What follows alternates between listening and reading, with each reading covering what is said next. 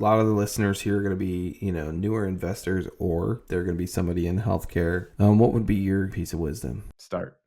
Physician Wealth System gives me the ability to help them get to where I'm at in the portfolio building world. We do 12 single family properties in 12 months for our clients, done for them 100% through that process, helping clients understand that nobody's going to care more about your money than you do. What have been some of your biggest struggles and achievements along this path?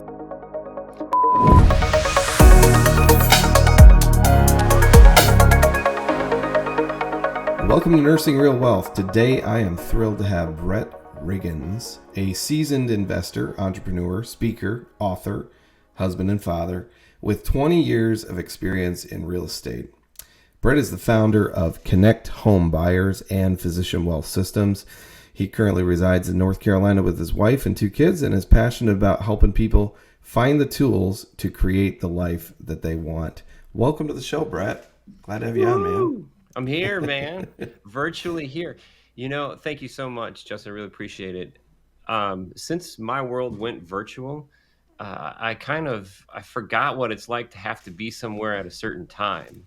And a couple of weeks ago, I went to a dinner, and it was like there was a layer of stress that's been removed in my life that it's not there so much. I forget what it's like. So I had to be there at a certain time, and it was like, oh no, I'm driving and I missed the road.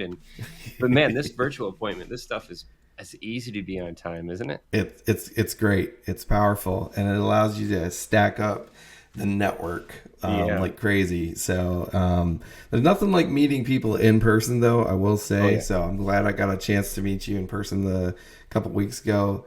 But yeah, I do. I agree with you. This virtual networking is powerhouse. It's how I've built up most of my network and how I'm at where I'm at Yeah. Yeah, in for this sure. space as well. So yeah, fantastic, man. Well, I want to start right at the beginning. Can you just share how you got started in real estate and what inspired you to pursue this? Man, that's a great question. So I always start this story way back, and my parents built a house when I was probably about 7 years old, and it was the house that never finished. Right, like the life of a renovator or a contractor, you live in a project. But that time period was kind of foundational for me, and I just loved the building aspect.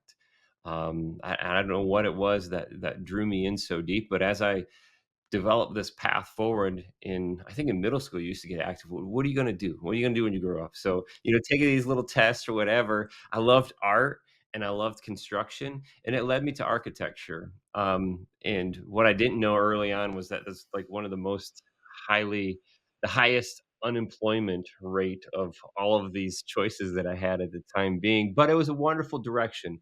So construction, and architectural engineering, that's the direction I took. My parents actually lost this house. They had to sell it on a short sale. Just so much around them, not having the right people around you, I think, and just the path forward. That was another piece that led me, that carried me through when I did go to direct to seller in real estate acquisitions. I had that little piece of that pain, in my family. Since then, we went from house to house. Now things have settled down, but I was a renter. I learned things as well too. Fast forward into school, Justin, I studied architectural engineering and construction management engineering. And in 2007, I have no idea where the idea come from. I was like, "There's a house." It was foreclosure, right? And I was like, "I'm gonna buy that house. I'm gonna clean it out, and I'm gonna sell it." It was the arbitrage thing that attracted me. Learned so much from that first deal. It was a nightmare. It stretched out for 2 years. Everybody knows what happened in '08. So I learned everything what not to do in that first deal. But there's just something about it that drew me near even farther into the real estate world.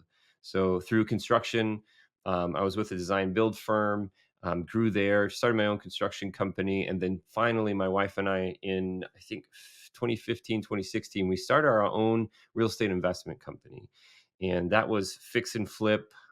We were doing 6 at a time for the most part. And that grew to wholesaling. We went nationwide on that. At one point, we had 13 employees. Wow, that was that was as stressful as that first, mistake in '07, '08. But since then, we've wrapped it in. We've really focused in on a couple of key markets and, built our own portfolio through the years, Justin. And man, there's so much that we've learned and we're able to share and give back. And now, at this point, in my life, I'm just doing what I love. And, um, Physician Wealth Systems was born just a couple of years ago. Alongside of that is the podcast Real Estate Mogul MD. So it's awesome. I wake up every day happy, thankful, blessed. It's just amazing. That's great, man. Some people uh, seem to have this entrepreneurial mindset naturally, but I almost think that even those who have it naturally were influenced at some point by someone Yeah. to go down this road. And so I'm curious who has influenced you most on this journey into this space. Yeah, it's a great question. I heard somebody say the other day, I don't remember the numbers, but it was like 10% of the population, 10% of the United States, wants to be an entrepreneur, something like that, or can be an entrepreneur. But then of that 10%, only 1% actually make it. So it's that there's so much to it, but yes, it is deep instilled in me, and I cannot figure out where it came from. Maybe my mother has always had like a side gig, right? She's been the rock with the steady thing through the years, and she's still working.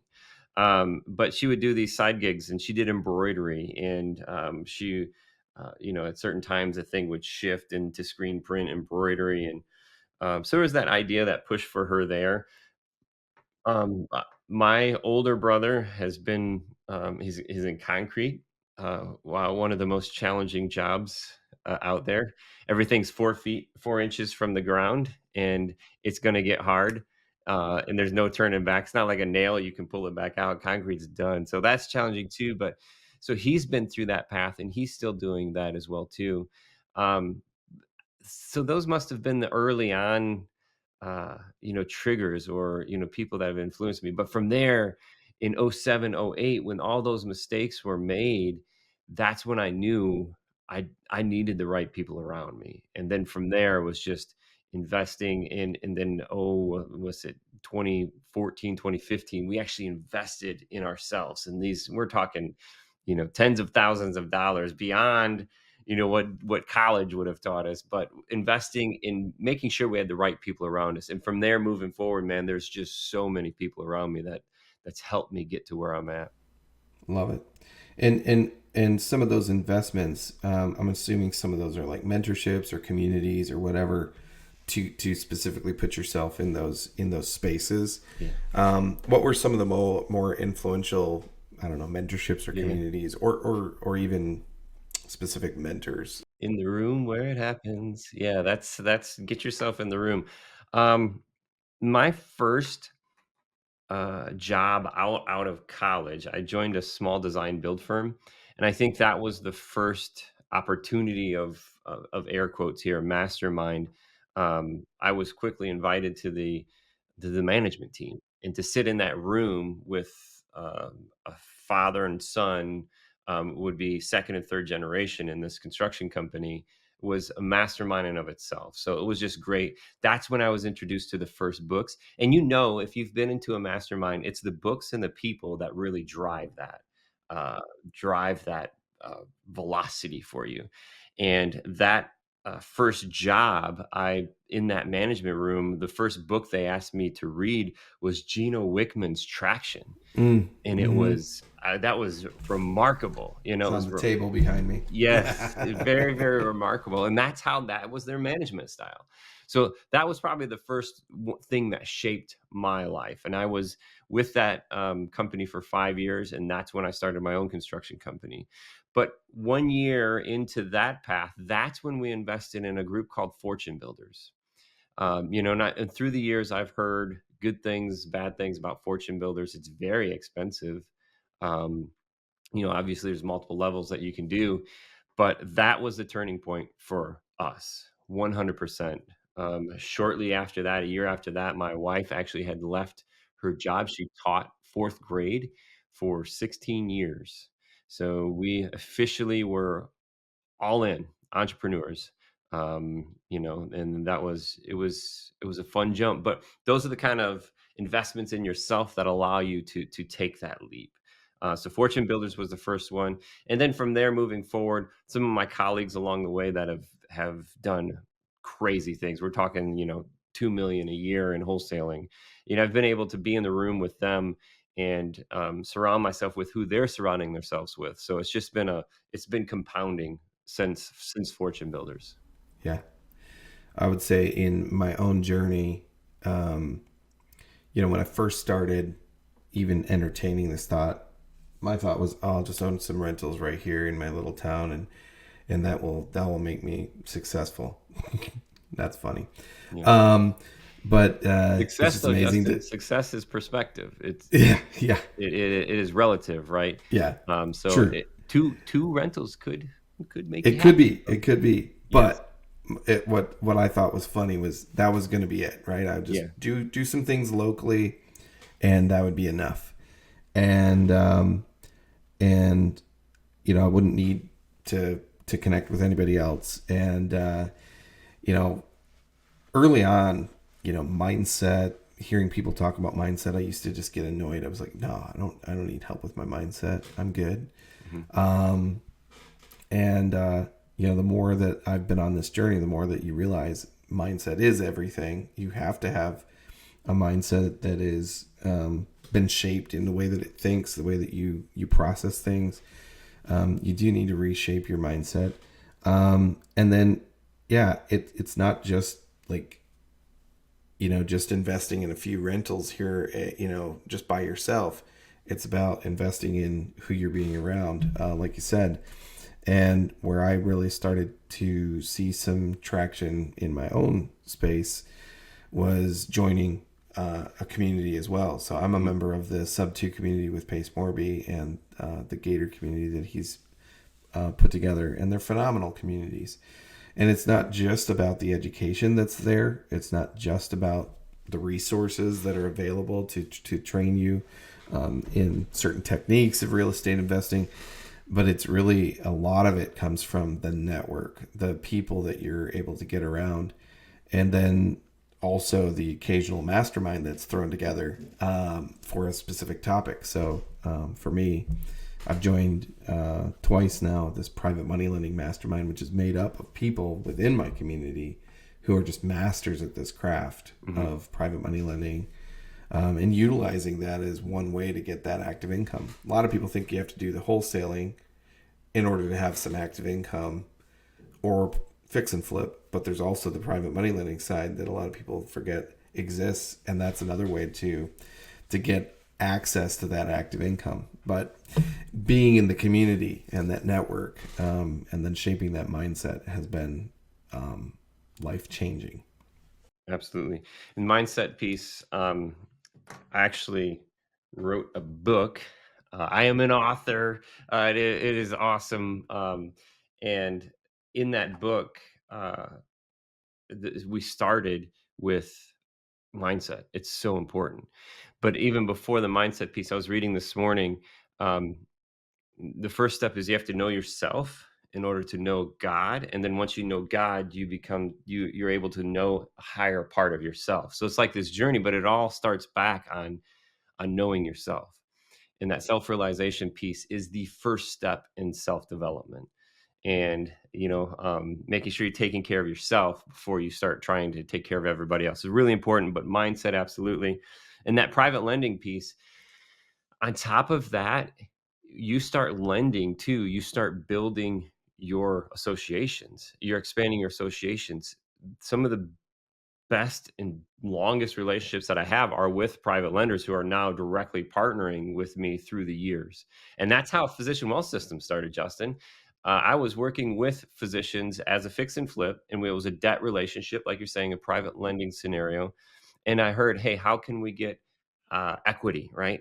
How can we get the other parts? When we control an asset, there's a few more benefits that come along with that, and that's where those relationships came from, and that's where Physician Wealth Systems came from. So, just like this, we've got a property up there by you in Michigan that we just put into contract this week, and it's a bigger property, so we'll need to work with another lender to, make sure that this thing goes through. It's gorgeous. It's a massive house, so, uh, fun project. Nice. I'm curious too. Now we've talked about the upside of this, and you did mention your some of your lessons learned in 2008. But as an entrepreneur, I'm sure you've bumped into some struggles and whatnot. But what have been some of your biggest struggles and achievements along this path? Myself myself is I've been the biggest struggle, and a lot of that comes from um, that self-realization piece, right? Limiting beliefs, these things that happened to me in the first 7, 12 years of my life that it takes so long to understand, and we may never grasp all of that, but those are the things we're fighting. That has definitely been the biggest challenge to overcome. Once I get the person right, the man right, the world comes together. And so that was the biggest thing, and I struggle with that every single day, and I do my best to be a better person than I was yesterday. That's the number one thing that I focus on. A better father than I was yesterday, a better friend, a better leader. That's really important. Now that I've looked at myself, the other challenge that I've had is people, the other people. That's always been a challenge, a struggle with me, because whether I'm not ready to lead or I'm not ready to choose the right person. Maybe I'm picking from the wrong pool. I don't whatever was causing. That's definitely been a struggle, and that's why now we are as lean as we've ever been. I have no actual employees. My wife and I, we partner with people, but we have no actual employees. But it's been a struggle through the years as an entrepreneur, Justin. The ups and downs, the roller coaster of that, especially when at one point we had 13 employees, payroll, making sure we're payroll. Imagine being a flipper, right, and having payroll. It's tough because when you first get going, then you got leads and marketing and all of this stuff. So the entrepreneur game was rough just because of the ups and downs and the stress that's related to the weight on your shoulders. For sure, for sure. Moving on to this process of building wealth. Um, you've talked about stackable returns, Brett, and in real estate, residential real estate. Can you explain what stackable returns mean, and then how investors can leverage that? Yeah, absolutely. Let me grab something right now, right quick.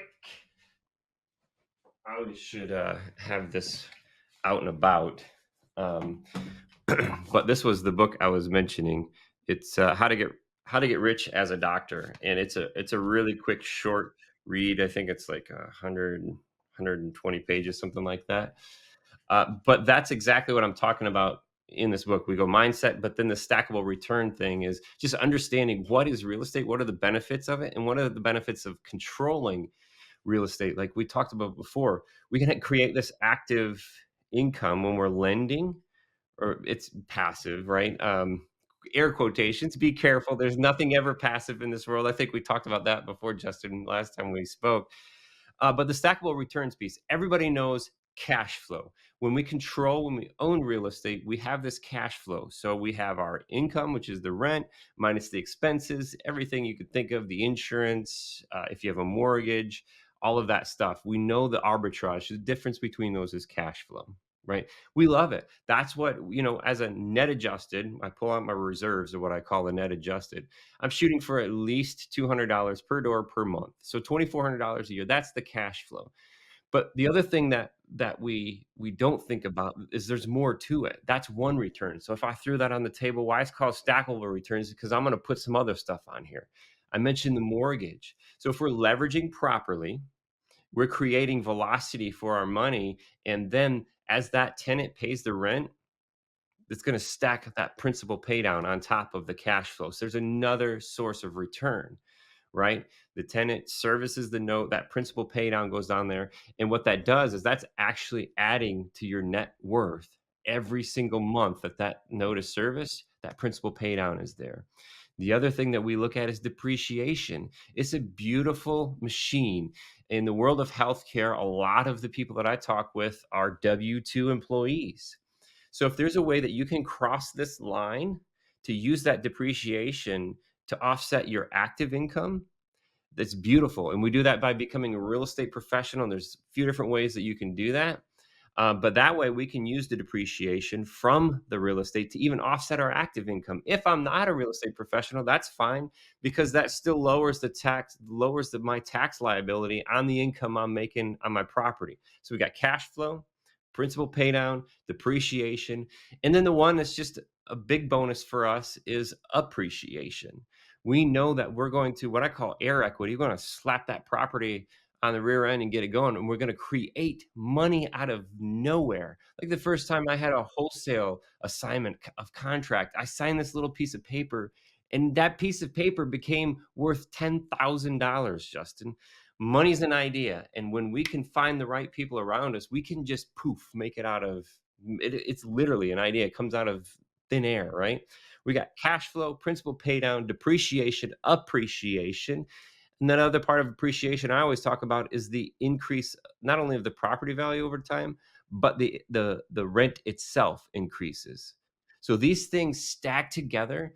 We target appreciation, we take right out. I don't even shoot for that as an investor. I'm buying that property has to cash flow or else I'm not buying it. These three things, the depreciation, principal pay down, and cash flow, we target a 30% return on investment on first year stabilized. Now, the kicker of that, and you get people that ask, "Hey, well, what's my cash on cash return?" And like, there's so much more to it. So if you're looking at those three things, the thing that we take out of there then is the equity position. On average, we did in 2023, we did on average 18, it was 18,000. I look back at the document, $18,000 average per property, air equity, meaning we're creating this out of out of thin air. We're creating an additional $18,000 per property. So the equity is another piece of this that happens on these stackable returns. It's massive. You can see I get a little lit up about it because the first time that I learned that, I remember sitting in that room, Justin, um, with hundreds of people around me, getting like this epiphany and goosebumps, and it was like, "Holy cow, this is it. Like this is where I need to be," you know? But it's not all sunshine and rainbows from there. There's ups and downs, and there's learning, and you multiply the complexity by the people that you bring inside of your circle to get this done. But yeah, man, that's stackable returns. What do you think about that? It's powerhouse. Mhm. Yeah. Yeah, it's powerhouse. Um, yeah, absolutely. No, I agree. I think a lot of people get hung up on the cash flow portion, and they're like, "Why would I want to become an investor? Like $200 a month Yeah, is what are you gonna do not with life 200 changing." bucks? Yeah. Yeah, I Yeah. can't even pay for repairs on the house if it comes to that. Yeah. People forget about the other components, those three other components. Well, ultimately, the four with a fourth potential one there. Yeah, yeah. And so, yeah, super, super critical. But on that note, though, obviously we can't live off the $200 a month. So multiple income streams become crucial in this space. How are you diversifying those income streams? Um, you know, and then, obviously I think we know why this is important to not just live off cash flow alone, especially as you're starting out. Yeah. So for me, in my journey, the fix and flip and wholesaling, that was what I call the kill and eat. Of it creates these bubbles. So that's still there. The platforms that we built years ago, the SEO that we've cranked money into, understanding how PPC works. I'm not text messaging anymore. I'm not cold calling. I'm not doing any of that stuff anymore. But that all still is building income for us. Like I told you, we just got this one in contract in Michigan that we're probably going to flip. And we're still doing these in the areas where we're flipping to hold. But that's one. The other way we diversify is we still diversify inside of real estate as well too. We own long-term single family residentials. We own short-term residential properties. We owned commercial properties. We own mixed use commercial properties. And now this year we're targeting our first complete owned by ourself apartment complex as well too. So I started off targeting around that 20 to 30 unit here in South Carolina. That's where I'm targeting. So I think there's some diversification in that, and then there's still even more diversification when you look at um, uh, trailer park, mobile home type investments, storage facilities. I have some great makes me think of.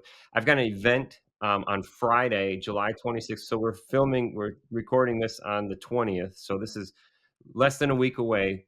Friday in Charlotte, we're going to have an event where I'm inviting in these resources. These guest speakers are flying in from other states to speak at a free real estate meetup, just like where we met in Michigan, but this one's in Charlotte. These guest speakers are coming in. Listen to this. One of them is multifamily. That's his deal. He's flying in from Philadelphia. Noel Parnell, awesome dude, former professional athlete. He's going to speak. We've got Dennis Cisterna flying in to talk about long-term triple net leased in commercial properties. We've got Clint Harris coming over, North Carolina boy, coming over a few hours to Charlotte to talk about self-storage conversion. You've seen these Kmarts, right, that are turning into storage units. That's his baby. That's what they do with Nomad Capital. And then I've got a dentist friend, Dr. Noel Liu, and his real estate partner, Tom Bibby, that are also coming in to talk about how they've partnered. They've expanded their associations to get this done. So there's so much diversification in that. And I also, on top of that, just what I'll layer in is events like this, the podcast, Real Estate Mogul MD, and then the company Physician Wealth Systems, where now I get to consult with other investors. Those are all sources of income. This little baby right here, I love this because I'm holding up the book for the listeners. It was such a joy to put this together. I actually flew to Croatia to meet the co-writer, and we 7 days. That's all we did. We wrote this book, right? So that we focus on that journey was awesome itself. But every time I'm able to share this with somebody else, when they buy this on Amazon, we get a check every month. That is the truest mailbox money that I've ever had in my life. I love that source of income.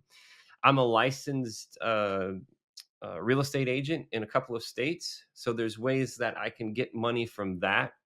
When it comes to commissions, we'll buy properties on market. We sell properties. I get to keep the commission kind of thing. So yeah, the diversification of revenue of income is there. Mm-hmm. That's fantastic. Wow. Um, how do you manage your time in all of this? Right, Yeah. you got a lot of things going on. Yeah. And also, how does your time management compare from when you first started till today? Yeah.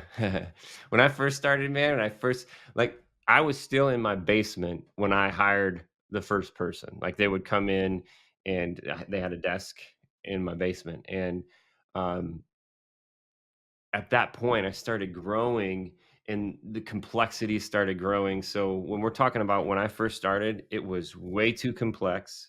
There was way too much going on. It was not focused. I got to the point where when I met with one of my first mentors, I said, "Man, I feel like my assistant needs an assistant." And then it's like, like a crashing sound. Like, wait a second, that should never happen. So then we started looking at how complex I had built everything. And it was difficult. My phone never stopped ringing. I was managing, I was licensed general contractor. I was managing the projects, the renovations, the flips. I was still self-managing all the rentals. Now I had people to take care of to make sure they were getting paid, but then you have to make sure they were staying busy. So time management, when it first came out, there was none at all. It was insane. It was insane. um it came a point in time where I started focusing my time because I understand there's things that I can do that not very few other people can do. When I started focusing my time on that, saying no, I have a hard time saying no. Um, Saying no to other things, then that started shifting things. I started minimizing the way I was communicating with people, and understanding what's urgent, what's required. These different ways to communicate. To say everything's. I don't have to answer everybody all the time. And we went through this process, and it really, like now, I can leave my phone for a whole day. You know what I mean? And I'm comfortable doing that. So now the time is different. I've got VAs now, virtual assistants. I've got systems. I've got integrations. I've got automations.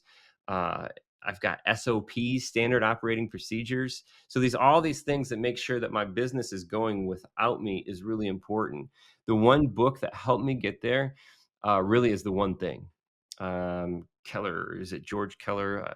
I should keep that. I mentioned that book a lot. The One Thing. And what really, when it comes to time management for me, is understanding that it's okay for things to feel off when you're focused on one thing, right? The text message doesn't have to be answered. The email doesn't have to be answered. Now the the virtual assistants will go through all of my emails, and so many times, even these days, somebody will say, "Hey, did you get my email?" I'm like, no, right? Justin, if you really wanted to get a hold of me, you would call me, right? And then you would leave a message as well too. So you would text me. So there's these ways that you would get a hold of me to where sometimes we feel like we have to answer these emails, right? And we have to do this. But The One Thing is a great book to help focus you on the one thing, right? The one thing that can change that way that you feel, that way that you're managing your time. I've tried so many different things over the years with calendars and blocking out times and really everybody has their own way, their own path of how they become highly effective and a high performer. And for me, it was all these things blending together, but being able to focus on the one thing was really important. Nice. Yeah. And that is The One Thing by, it looks like Gary Keller. Gary Just pulled Keller. it up I here. was Yeah. way off. You remember uh it was a Jim Carrey movie, Dumb and Dumber. He was carrying the suitcase around or whatever. He's looking for the name on the suitcase. Samson Swami, Samsonite. I was way Samsonite. off. Yeah, yeah. There George you Keller, go. Gary Keller. Yeah, great book. Yeah, for the listeners out there watching the feed here, just yeah, that's a great book. So if you want to make a big change in your life, that's definitely a good one. I'm going to add that to my reading list. Fantastic. Yeah, this is currently what I'm working on for our company and my partnership as well. Um, my partner is definitely the visionary, so Hmm. very big picture. Got lots of ideas and stuff going, and I'm more the Implementer. organizer guy. Yeah, Yeah. so we're currently overhauling everything, overhauling that CRM, and it's kind of a painful process, right? Anytime you have to break the system to rebuild the system, Hmm. um, and so we're kind of going through that right now and just rebuilding and putting automations into the CRM so that there's more stages of a deal that are automated from point A to point B, and then we just have the touch points that we know that Hmm. we need to touch it in order to make sure that it moves forward.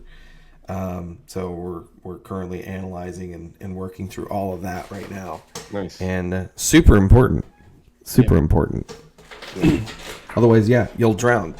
Because even right now, we get a lot of emails and things like that asking for money, and that's just a mess. Yeah. When there's a lot of emails coming in, and you got to sort through the email chain to find, one little data point or whatever. But to have it, cohesively in a great system that you can get a bird's eye view of everything that you're working on is Yeah. phenomenal. SOP. SOP. I tell everybody if there's a purpose for doing something, then there should be a process. Once you have that SOP in place, then you can outsource, and that's where it comes to E-Myth. Michael Gerber, that book, another great book, E-Myth. Learn, implement, outsource, and that's what we do with the SOP, standard operating procedures. If there's a purpose, there should be a process, and that allows you to leave that process when you put that process down on paper. But even like what you're saying, these emails coming in, that's 100% a virtual assistant should be looking at those emails, and then you've got your takeaway points, how you're filtering them, and even filtering out, what's a deal, what's not a deal, those kinds of things. Data entry, all that Yep. stuff is great. Yeah, for sure. For sure. I want to get into your physician wealth system. I think it's an interesting concept, and you also have the real estate residency program. Is that Yes, yeah, yeah? absolutely. Tell me about those. So, Physician Wealth Systems is a platform that allows me to work directly with physicians. It's basically high income earners. Just like I tell everybody about this book, How to Get Rich as a Doctor, you don't have to be a doctor to glean value from this. Same with Physician Wealth Systems. I've got clients, I've actually got a malpractice attorney that's a client. Next week, I'm meeting with another attorney, intellectual property attorney that's going to be a good fit. But private practices, dentists, these high income earning positions where you don't have the time to apply that, right? So you're focused on your niche. Physician wealth system gives me the ability to help them get to where I'm at in the portfolio building world, right? So we do 12 properties, single family properties in 12 months for our clients, done for them 100% from acquisition, business management, acquisition, renovation, stabilization, got it rented, connected with the property manager, overall asset management, really important. And through that process, helping clients understand that nobody's going to care more about your money than you do. So, just weaponizing them with the right questions, the right resources, the right spreadsheets. It's just the best way to manage everything. And I tell everybody, I want this to be the first step moving forward in our relationship because that's where my equity is in the relationship. The clients have all the equity of these properties, but we're building this relationship together. When we're through with this, you won't need us anymore, right? I want to make sure that I'm giving you the standard operating procedures. I'll even give it a VA through our resources, connect you with the VA to make sure that everything, you should be managing these portfolios 1 hour a month. That's it. The rest of your life. That's physician wealth systems. Justin, the cool thing about this is it creates a byproduct. These things, these processes, these resources, spreadsheets, lenders, all of this stuff, that byproduct is then kicked over into real estate residency. Because I understand not everybody's going to be able to be at that point in their life where they can start this 12 and 12 path. But everybody has to start somewhere. So real estate residency is just that place where I can say, hey, here's this. This is step one, mindset. Step two, what are your goals? How am I getting there? Right. So it's building that platform up, um, showing anybody for free how we analyze properties, how are we finding properties, what's a good return for us in the single family rental world, how what are we renovating, how do I even estimate the renovation, how do I even know what this rental is going to make, where do I go to find that stuff, just all of that stuff is the byproduct of physician wealth system, gets poured into real estate residency, and it's given to anybody who wants to know it. Nice, nice. How do you benefit from that? Um, at this point, every time I start touching something, I always get from the finance department in our company, AKA my wife and my partner, right? She's like, "Why are you doing this?" Right? And I also from the people when I started doing this real estate meetup that we're doing next week, "Why are you doing this?" It's to give it's to give back, it's to help. And really at this point, every time I touch something, I'm understanding, hey, maybe this is where I get to give back.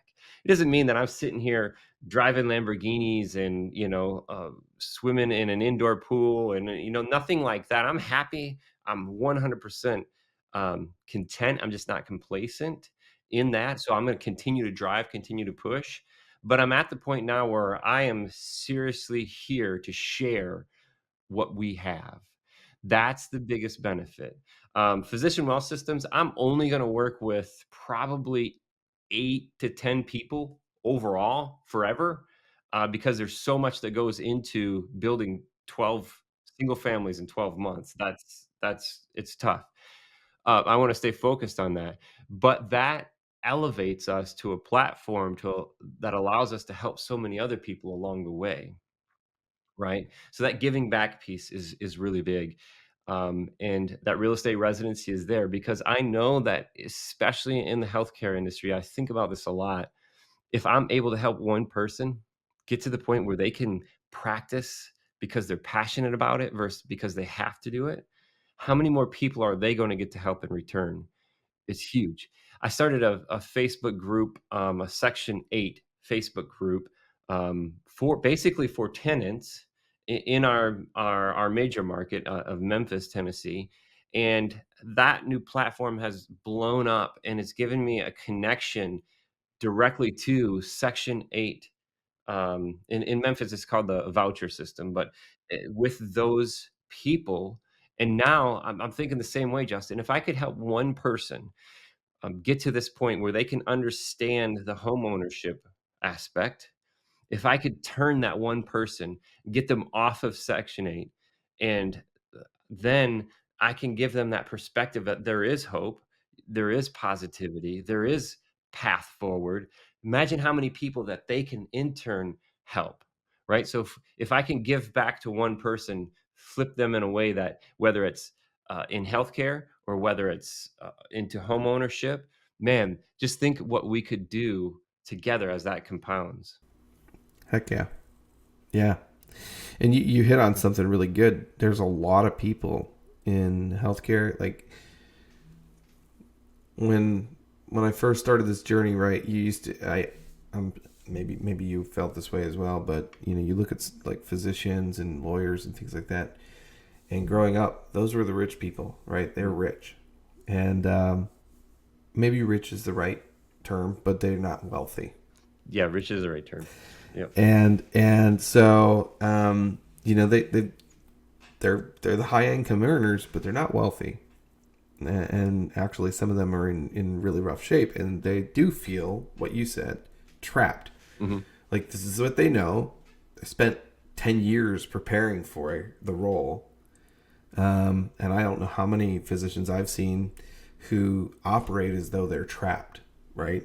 And they have to continue to show up because they have to pay their debt off and they have to do this, just to make ends meet. Even though they're a high income earner, and if they don't show up, it's a big problem Yep. for them. So, but getting to that place where you've got the reserves, so incredibly important. Was it you that told me about two physicians?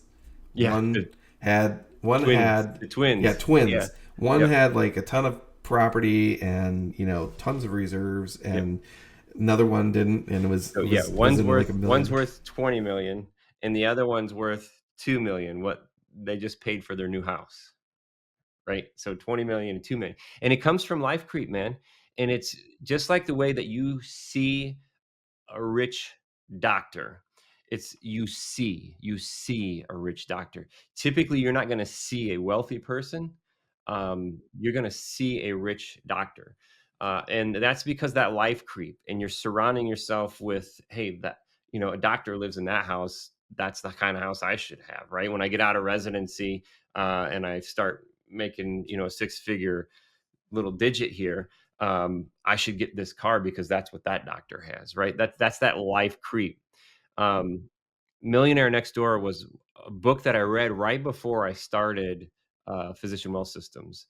It's a great book as well too. My wife was it's she told me to read this book for like a year, right? And I never did. And then I finally read it. I'm like, this book is great. And she's like, that's what I was telling you.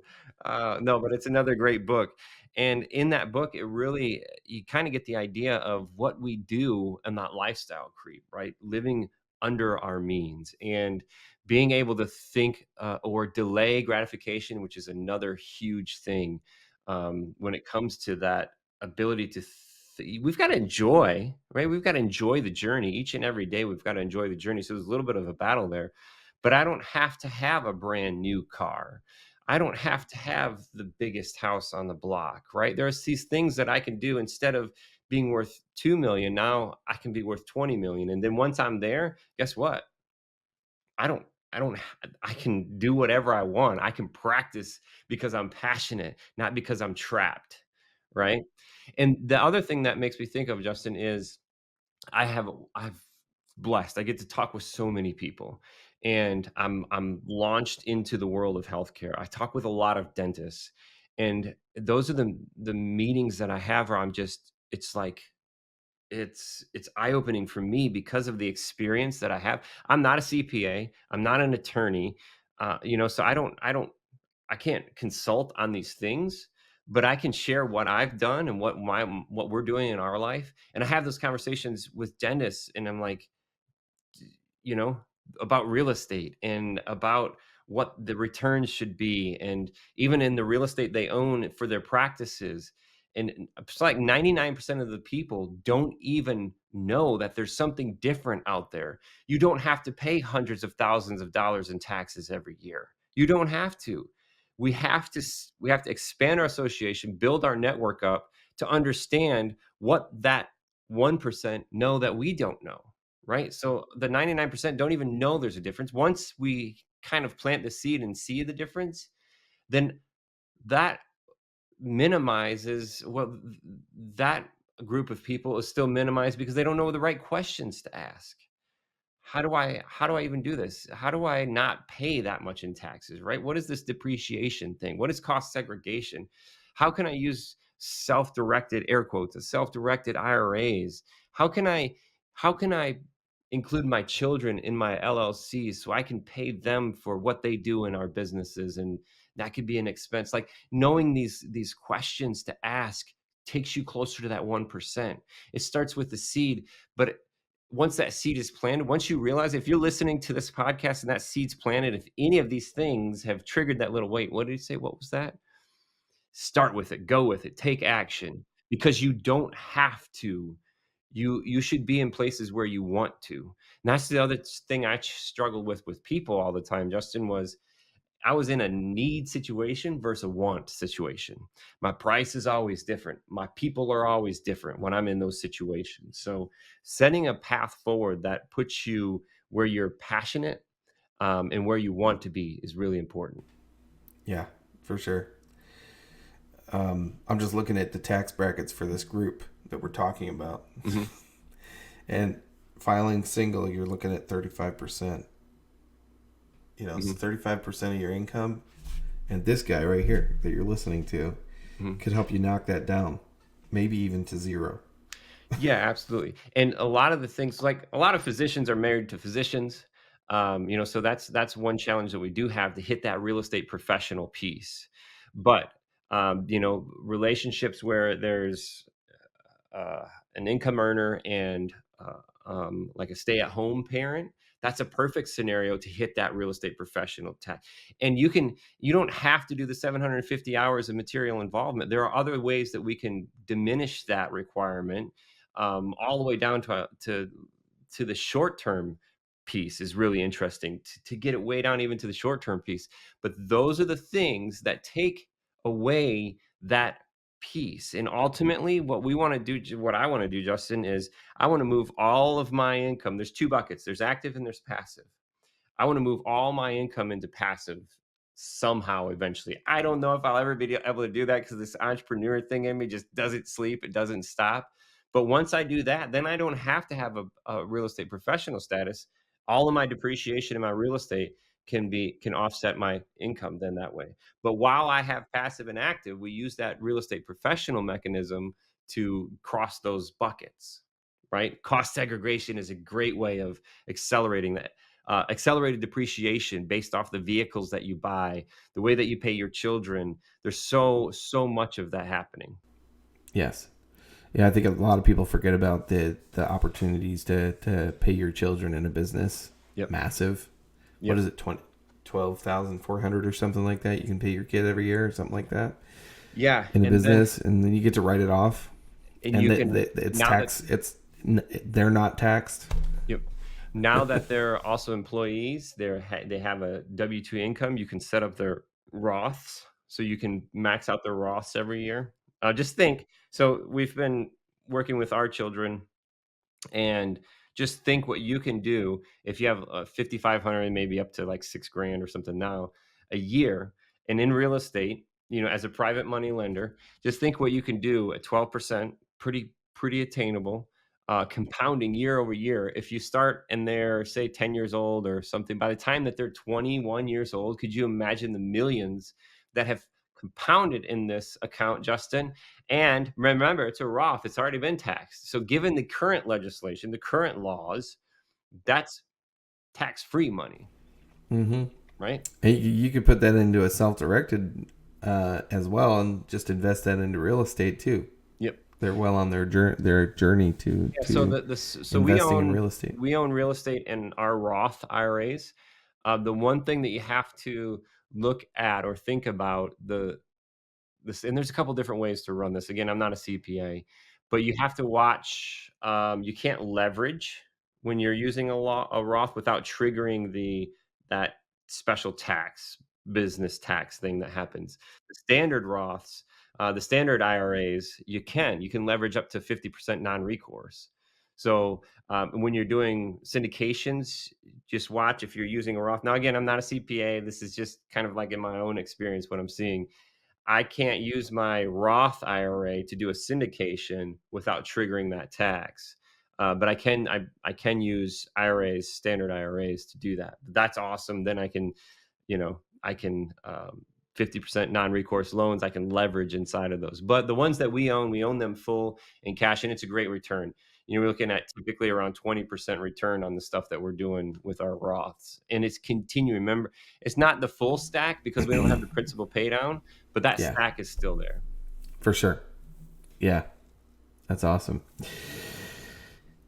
You emphasize this concept of living life by design. Mhm. And what does this concept mean to you, and how can individuals create that kind of life for themselves? Wealth um, is relative, really, to the person who asks, "Am I wealthy? Are you wealthy?"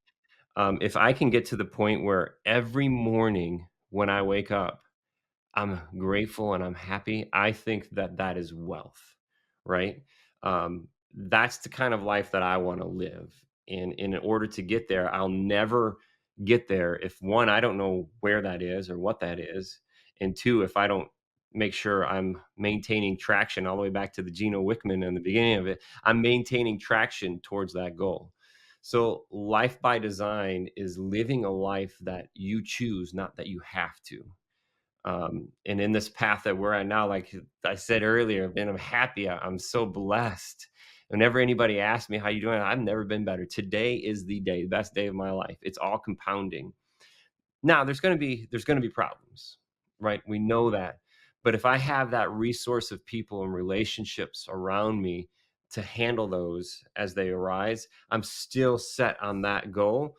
But the important part is I'm enjoying the journey, right? That's life by design. The life by design is, there was a story about, what was it called? Hana, that place in Hawaii. You ever heard that story? It was in a book. I forget which book I read it. It may have been E-Myth. Uh, I can't remember. Anyway, the story of Hana goes, a husband and wife go to Hawaii, and they want to go and see this place, and they drive for hours and hours and hours, and through the mountains and the waterfalls, and cascading suns, and it's just crazy place that they went to, right? And they get there, and the husband's like, "Okay, this is it. We're gonna turn around and go back." And she's like, "What? We just drove all this way, and this is what we came for?" Right?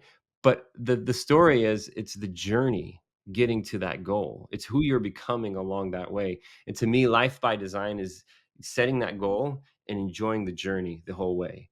Um, and for me, also focusing on my family, and I still struggle with this.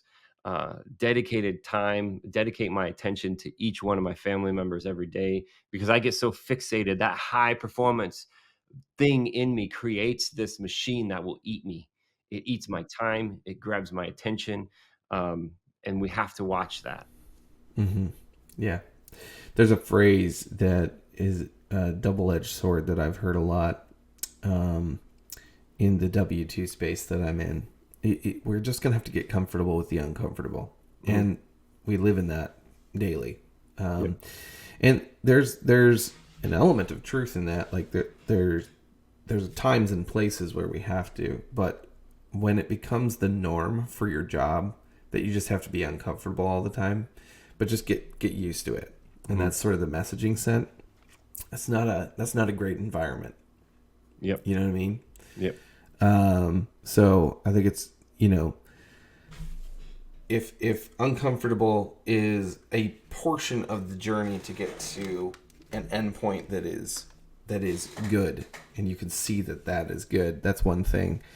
But if uncomfortable is just normal everyday life and it's just never enjoyable, and the messaging is get used to it, just deal with it, Mhm. then it's not a good place to be. And so it's nice to know that, and it's empowering to know that there are decisions we can make that can lead us to the life that we would choose, and that we don't have to give up on ideals or desires or some end goal that we really are seeking after, but have at some point somehow given up on that because, well, this is the career that I got into, so I guess this is what I do, Yeah. you know? Most people, I think, give up on that when the childhood dreams and the childhood curiosity leave us, right? I think a lot of that gets squashed early on. But I tell you what, before we leave that little note, it's all about who you have around you, what you're allowing in your ears, what you're allowing in your eyes. That's really gonna either keep that kid alive or press him down. I always reference a book that was so impactful, particularly this year, called The Power of One More by Ed Milet. I Mm, love that book yep, so much. There's just so much about it that is yep, so good. It's the concept that you even mentioned earlier of just getting better, a little bit better today yep. in this one thing or whatever. But one of the things that he addresses is that concept of who are you keeping around there and the protection of your inner circle. And when I itemized after that book, I itemized who's in my inner circle. Um, and he describes that inner circle. I'm going to give this description. He describes it as almost like a dartboard. He's like that outermost ring. Those are the people you meet at the coffee shop. They're almost inconsequential, right? You Mhm. bumped into them. You may never see them again. Um, the then you have the next ring, and that is those folks that maybe you go to church with. Maybe they're your family. Mhm. Maybe they're the people that go to your kids' soccer games, right? You're gonna bump into them. They do have a place in your life, but they should never be the person that you're going to consult with about certain things that you're after. And then he's like, the innermost circle, that's like 5 or 6 people Yep. max, and they are the people that have achieved what you're after, or are on the journey. They're making progress on that journey, and they're driving and propelling you in that same direction that you're seeking. So if you've got people in that inner circle who have not accomplished anything that you are seeking after, then they need to get out of that space in Yep. your life. It doesn't have to be a cruel thing. It's not like you're kicking someone out of your life entirely, but they don't belong in that space. Mhm. And that goes for even your family, Yes. even people in your church. Those are the tough ones. Those are tough. Yep. I'd say if your pastor is not able to be in that inner circle, then you're in the wrong church. Yeah. Yeah, for But sure. yeah, I love that. Um, you also you also mentioned this concept of change your mind, change your life, and I think we're kind of going back to this concept of mindset. But I like that phrase. Can you explain that a little bit further and what you Yeah, mean? it all starts with a thought. That's all it is, a thought. Once it becomes a thought, then, we that thought creates the emotion inside of us that's linked to an experience. So in this path, happiness is a decision. And I'm sure that you've heard this before. It gives me goosebumps even when I say that. It's like I can decide to be happy or I'm not. And the real challenge is, Justin, when you find next time you find yourself frustrated with the kids, with a deal, traffic, that's the perfect time to change your mind, right? Because then I'm changing my life when I'm changing my mind in that manner because it snowballs. If I can the quicker I can feel that happening and I can sharpen and tighten up and change my mind, that's the better I get at it. There'll be plenty of times to challenge, especially when you have children, that you can use those instances to create the opportunity to change your mind. And it's just like that in that that Section 8 Facebook group that I created, getting that perspective of the tenants themselves. And I was just having a conversation with my wife. It's like I'm here now to interject positivity and happiness into this group because I feel a lot of trapped, bad landlords, bad houses, bad areas. I feel a lot of that in that particular group, but it's all a mindset piece, right? Yes, I may not if I'm living in this area and I don't wanna be here, all what do I have to do first, Justin? I have to change my mind. Yeah, yeah, that's all I have to do to change my life. It starts there. It creates this chemical thing that happens in our body, and that's the experiences that are linked together. When I can control those by changing my mind, then I can control my life. But I'm not a neuroscientist, so I don't know any of that stuff. Sounds good. Um, Before we close, you had mentioned that this physician wealth system, you're only going to be able to take maybe 8 people. Do you have spots left? I have on my board, I'm gonna make 3 more relationships. And that's going to happen this year. And I've got a number of names on my board right now, but it's about 3 3 people. So I would say that there's 3 opportunities left to do this. And this is by no means at all sales. Like this is the real world. You can imagine, like I say, 12 properties in 12 months, but think of what then the group of us of 8 people, 10 families do together as we accelerate or lift off this foundation of single family homes. Mm-hmm. How can folks get in touch with you to at least be considered on that list of 3? Yeah, yeah. Physicianwellsystems.com is the best place to go.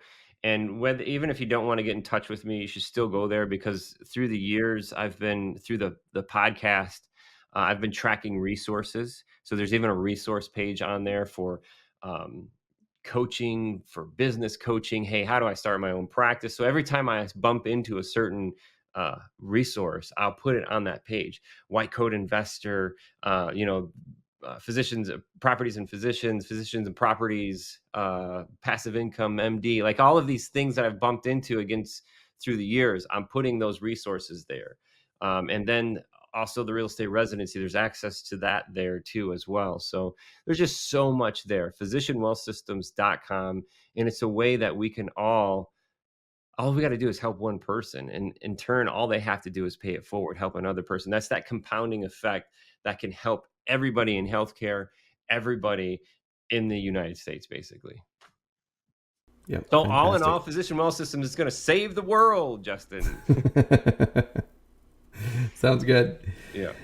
Before we go to, I want to give you an opportunity. If there's any parting piece of wisdom that you want to give to, a lot of the listeners here are going to be, newer investors, or they're going to be somebody in healthcare who's looking at, an opportunity to have a side income or even get into investing.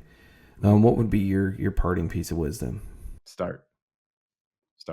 I asked that question a lot on my podcast. I said if you could go back 10 years and set beside somebody who maybe is on the same path as you, the most common answer I hear is, "I wish I would have started earlier."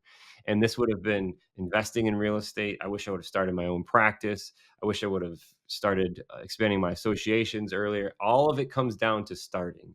Today's the day. When you're listening to this, like I mentioned before, the seed has been planted. If anything has caused that curiosity, that childlike curiosity to step back up inside of you, start now.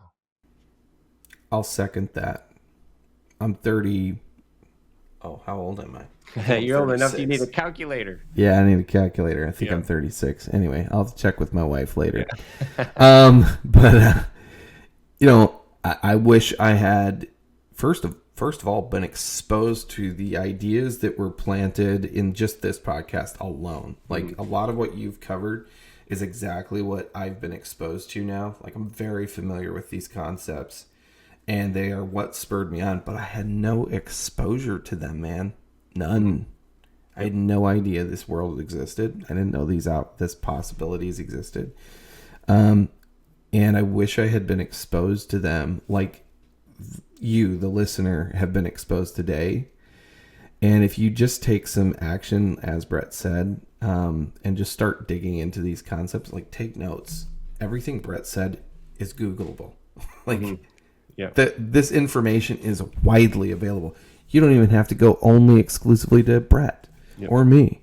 Like there's tons of people that can explain these concepts in greater detail to you, and you can start. And I wish I had been exposed to the ideas sooner, and I wish I had started sooner too. So I'm right there with so many of the people that you mentioned there. Yeah, absolutely. Yep. Brett, thanks so much for joining today. I really appreciate you sharing your story and your insights with us. To our listeners, thank you for tuning in. If you enjoyed this episode, please like and subscribe to our YouTube channel. We'd love to hear your feedback in the comments below. Join us every other Tuesday for more insightful discussions on nursing real wealth. Thank you. Have a great day, and God bless.